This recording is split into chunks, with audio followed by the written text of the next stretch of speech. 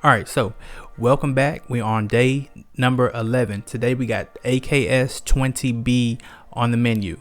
We're talking about social and economic goals, right?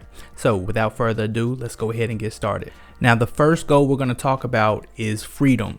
So we're talking about consumers, we're talking about producers, and we're talking about workers' ability to buy what they want, to sell what they want, and to distribute however they feel fit in terms of their products that they're creating, right? Now, with the element of freedom, remember, we talked about market economies, command economies, traditional economies. Today, we're going to talk about just market and command in reference to these goals. So the goal of freedom, remember, which one do you think is more likely to see freedom in terms of the producers and consumers? Remember, we talked about government controlling everything in a command economy versus in a market economy, people having the ability to own stuff and to own businesses and to produce whatever they want. So which one would you assume would have more freedom? You guessed it. It is a market economy. So we're going to get that down in our notes. A market economy is definitely more free when it comes to producers, consumers, and workers' ability to do whatever it is they want, produce what they want, and decide how it gets distributed. Now, the second goal that we're going to talk about relates to security, right? So security involves, or it has to do with protecting individuals and businesses from potential risk, right? So once again, let's think about the two types we're talking about. We're talking about command economies and we're talking about market economies. So when it comes to security, pay close attention to this one because students often miss this. Security, you're talking about how secure the citizens are. In a market economy, you have people that are billionaires, millionaires. You have people that are middle class. You have people right now that are sleeping underneath a bridge, right outside on the pavement. So there's a wide variety of situations. So a market economy is not secure, right? If you apply yourself, if you do well in life and you make it, you have a good opportunity to live pretty good, right? You can improve your standard of living. However, there is no safety net. There's no security safety net.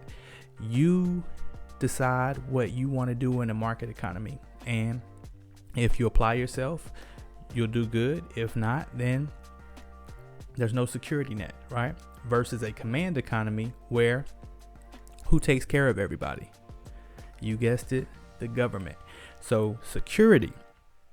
Which one is more secure? For this one, a command economy is more secure because government takes care of its people, in theory, right? The third social goal that we're going to discuss is something known as equity, right? Now, don't get this confused with the term equal or equality. Equality and equity are two different things, right? So equality is everybody has the same opportunity for the resource. Equity is only applicable, or it only applies to a certain group that doesn't have the same resources as somebody else. So they would be the person to get the resource. I'll give you an example. So equity would be if you failed the first test, unit 1 test, you can come and make up your test next Friday. That's an equitable situation because the people that get to make up their test are only reserved for the people that failed the test. The people that passed the test, they don't get the opportunity to come retest. Now, that's an equity situation. Equality would be whoever wants to come and take the retest for unit 1, you can come next Friday. So it's open up to everybody, regardless of if you passed it or you failed it. So if you want to come and take it, you can take it. That's equality. So you need to know what the difference is. So in terms of equity, equality, equity, communal, everybody has the same stuff or some people need help. So what type of economy adjusts for equity? You guessed it. This is a command element. Remember, everybody has the same stuff because government supplies their stuff. Government controls everything. So therefore, they take care of their citizens in theory, once again. All right. So the fourth social or economic factor that we're going to talk about related to command economies and market economies is the goal of growth. Now, typically how we measure growth in terms of nations is GDP, gross domestic product. Each country measures their real GDP, and typically you want it to be more every year. You want to experience a certain amount of growth. In this case, between 2 and 3% is typically what countries want to achieve in terms of growth. Now, market economies and command economies grow two different ways. They both grow. However, you need to know the difference. A command economy is capable of growing rapidly. Why is this? Because government controls everything. They can go from making milk, cheese, and eggs in a dairy factory. They can shut that down if they want to, because they might be getting invaded by another country, and they can turn that into producing bullets and tanks, right? And the government has the right to do this because they control everything. Now, is that a good long-term solution? No, it's not sustainable, right? Because people still need to eat eggs, cheese, milk. They need those things. So in the short term, it works out for them because they can defend themselves. But over the long run, it is not a sustainable thing for as far as growth is concerned, for sustainable growth. Now, a market economy is a little bit different.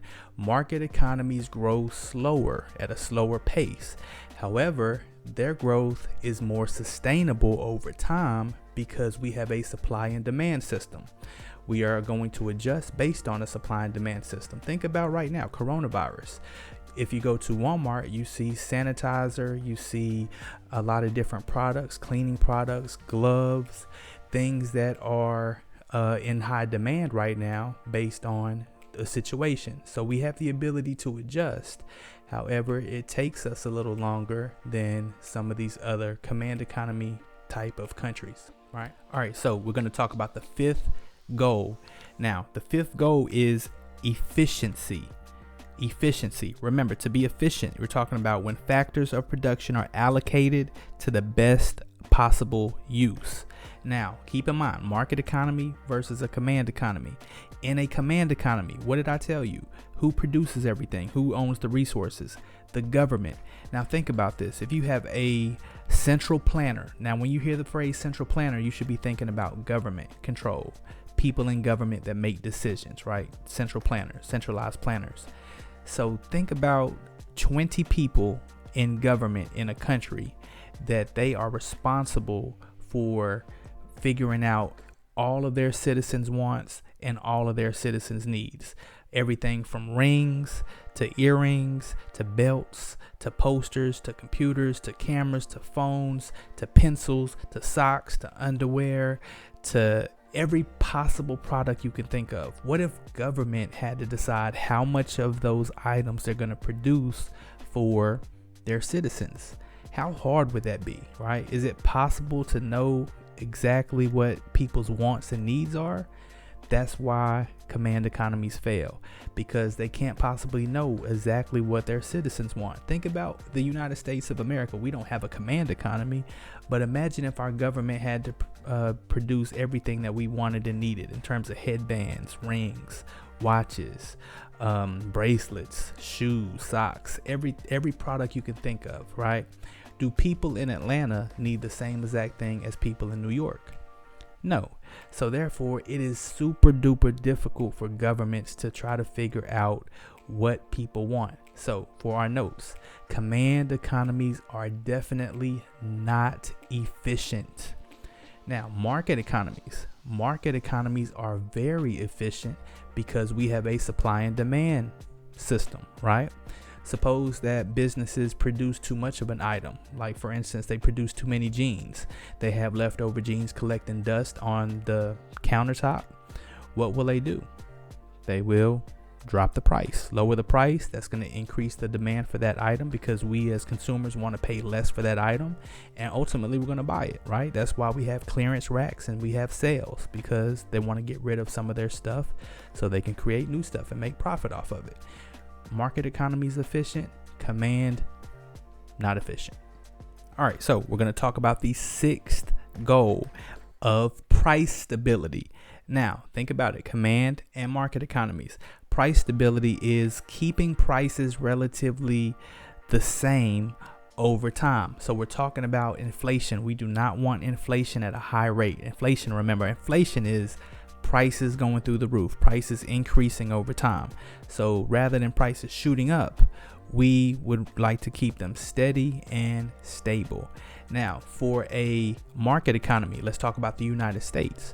The U.S. has the Federal Reserve System that is their job. They have tools that they implement to keep prices relatively stable, because when prices start to go up in our economy, they have tools to take money out of our economy to where we will spend less money, and ultimately when we spend less money, those prices will start to come down a little bit again. So once again, they have tools. The Federal Reserve has tools to manipulate our money supply that allows us to adjust for inflationary times as well as recessions. Now, a command economy, once again, command economy is controlled by government. So whenever they have a situation where their money is not stable, usually it's the central planner or the government that tries to dictate some kind of fix for that situation.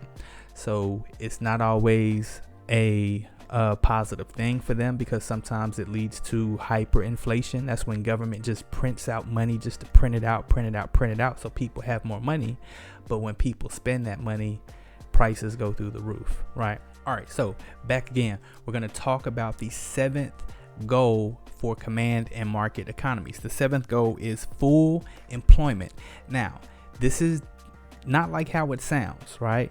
For a market economy, make sure you get this in your notes. For a market economy, we consider to be at a level of full employment whenever our unemployment rate is between 4 and 6%. So when the unemployment rate is between 4 and 6%, we consider that full employment. Now, once again, you might be saying that's not full employment, because you have 4% to 6% of the people that want jobs that can't get jobs. Well, there's a catch to that. The catch to that is we're never going to be at 0% unemployment, because people are constantly switching jobs, right? People are constantly going to college and educational programs to try to better themselves so they can get career jobs. So we're never, ever going to be at 0% unemployment. Now, for a command economy will reach full employment in theory, because how do they decide who gets jobs? You guessed it. The government decides who gets the job. They hand out the job. So therefore, full employment is a command feature. All right, so back again, we're going to talk about the last goal, the eighth goal of sustainability. Now, sustainability refers to the goal of an individual country to maintain growth at real GDP over time. Let me break that down. So we want businesses to be able to sustain and their growth. Basically, remember, we typically want 3% growth over time. Now, the way market economies do it and command economies do it are totally different. In a market economy, businesses decide if it's in their own self-interest to be sustainable. Remember, and this is kind of a kicker here, because businesses are in the game to make a profit.